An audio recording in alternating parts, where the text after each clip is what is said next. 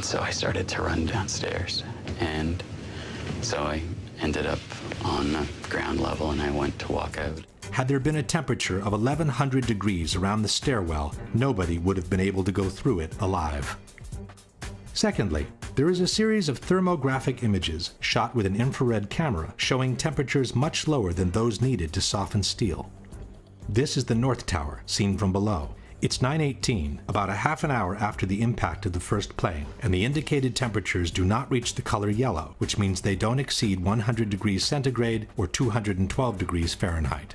And this is the South Tower, some 15 minutes after the impact of the second plane. Here too, the indicated temperatures do not exceed 212 degrees Fahrenheit. But the major problem with the sagging trusses theory is that it doesn't make any sense from a mechanical point of view. Even assuming the temperatures were high enough to make them sag to such an extent, where did these relatively thin trusses find the strength to pull and then break apart a supporting structure much larger and stronger than they were? The phenomenon suggested by NIST is called thermal expansion. If one assumes that the trusses were forced to expand downwards by the vertical structures resisting the push, it means they were weaker than the structure and they would have never found the strength to pull it inwards. If instead the trusses sagged on their own, so weakened by fire to become unable to support their own weight, where would they find the strength to pull and break apart the same structure that had easily supported them when they were strong and healthy? In either case, the idea that the trusses alone would have been able to pull and break apart the external structure makes no sense. As we shall see, the external structure did bow inwards before the towers collapsed, but a much greater force than their own must have been applied to those trusses for them to be able to pull and break apart the structure they were attached to. Question: can you provide any evidence that the fireproofing from the steel trusses was widely dislodged by the impact of the planes, which NIST has made a necessary condition for the collapses to be caused by fire? Can you provide any evidence that the temperatures in the Twin Towers were high enough and lasted long enough to seriously weaken the steel in the areas where the initial collapses occurred? Can you explain how a sagging truss weakened by heat could pull and eventually break apart the structure it is attached to with no external force being applied to it? If the explanation by NIST on what caused the initial collapse seems seriously flawed, their explanation on what caused the complete destruction of the towers does not exist.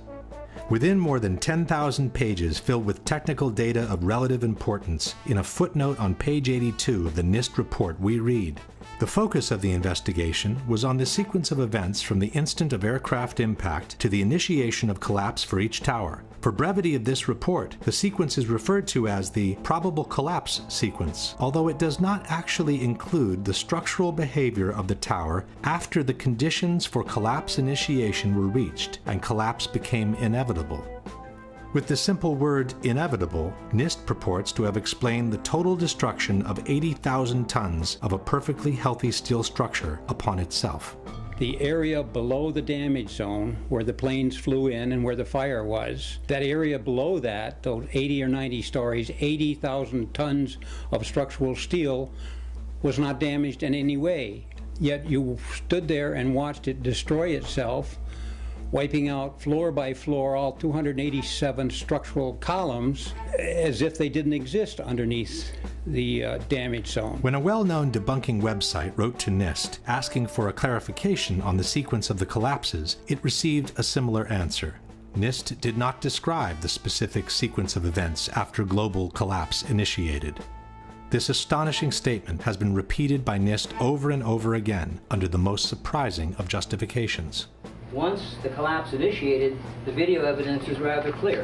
It was not stopped by the floors below, so there was no calculation that we did to demonstrate that, what is clear from the videos. This is tantamount to saying, once the Pearl Harbor attack initiated, the video evidence shows that the US fleet was quickly overwhelmed by the Japanese, so we didn't feel the need to find out why it happened.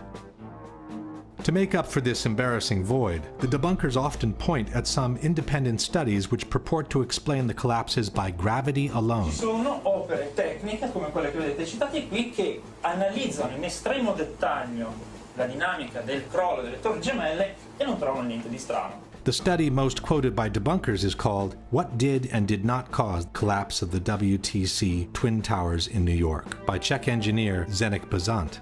But in his own study, Mr. Bezant admits to have worked on a one-dimensional model, while he states, the high tilt seen on the South Tower top would call for a three-dimensional model of progressive collapse. In any case, it is not up to private studies to explain the collapse of the Twin Towers. NIST received $20 million of taxpayers' money to determine why and how World Trade Center 1 and World Trade Center 2 collapsed following the initial impacts of the aircraft, and to this day they have not done so. This is why Architects and Engineers has kept pressing NIST, asking them to publish their data in regards to the potential energy released during the downwards movement of the upper stories and the absorptive capacity of the intact structure below the collapsed zone. Structural engineers do this every day. This is not rocket science. You have the known weight of this building mass. You have what are known columns below it in order to resist it. You let it go in your models and you calculate what the resistance is. Why didn't they do it? Could it be because they knew darn well that it would not have collapsed at all? In fact, it could be suggested that NIST never explained the collapses by gravity alone because it would be impossible to do so without violating at least two of the most fundamental laws of physics. One is Newton's third law of motion, which states that for every action there is an equal and opposite reaction. This means that two opposing forces will neutralize each other. In a head-on collision, the two cars absorb each other's kinetic energy and transform it into physical deformation or damage. After that, the system comes to a rest, as there is no more energy to be dissipated. The top section, pushing on the bottom section, it's going to meet equal forces as it goes. Both sections are going to be demolished at the same rate. So by the time you've crushed up 15 stories below it, the top 15 stories are also going to be crushed. And so there's nothing left now to crush the rest of the building. Something of this kind is what we should have seen when the top section of the towers collapsed onto the lower one. The upper and lower sections should have mutually destroyed each other until all the energy is dissipated and the system comes to a rest. Alternatively, as shown in this experiment with two towers made of snow, the top section could have fallen off to the side after the initial collapse. What could not have happened is this. A little tiny chunk of the building can't possibly fall and crush the entire structure below it. This is such a simple, fundamental concept that architects and engineers were astonished in seeing it totally ignored by NIST. This is high school physics. And our whole society is being led to believe that these fundamental laws of physics, hard science, don't apply anymore. But even if we assume that the top section of the tower had enough potential energy to destroy the rest of the structure below, it could not have done so at the speed it did, which was near freefall speed. That would have violated an even more important principle in physics, known as the law of momentum conservation. This law states that the total energy within an isolated system must always remain the same. As we have seen, the energy can be transformed within the system, from motion to physical deformation. But for the deformation to begin, the velocity must decrease in order for one kind of energy to be transformed into the other. No new energy can be added to the system. One particular example of momentum conservation is freefall. Freefall happens when the only force applied on an object is gravity. This means that all the potential energy contained by the object is converted into vertical motion. As soon as the falling object hits an obstacle and breakage occurs, the speed must decrease because some of its energy needs now to be converted into physical breakage. It takes energy to break things apart, and that energy must come from within the system. Thus, the falling rock cannot keep falling at free fall speed and break apart at the same time because it doesn't have enough energy to do both.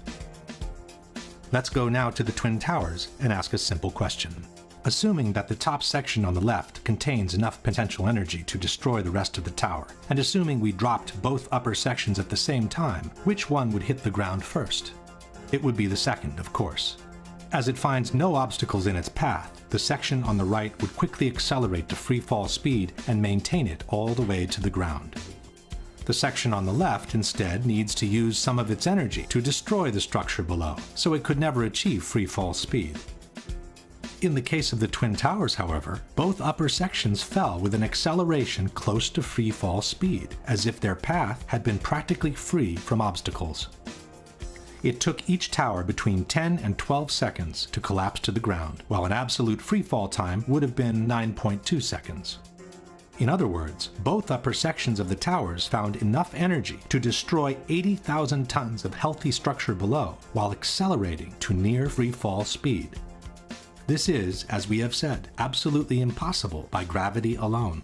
The law of momentum conservation won't allow it.